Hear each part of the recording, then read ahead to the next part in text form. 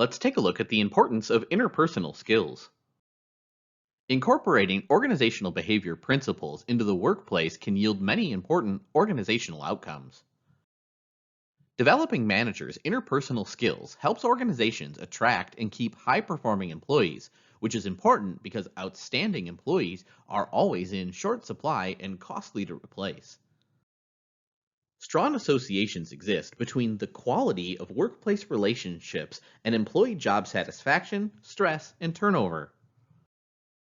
Additional research suggests that positive work relationships help employees to flourish, leading to improvements in job satisfaction, positive emotions at work, and perceptions that one's work has meaning.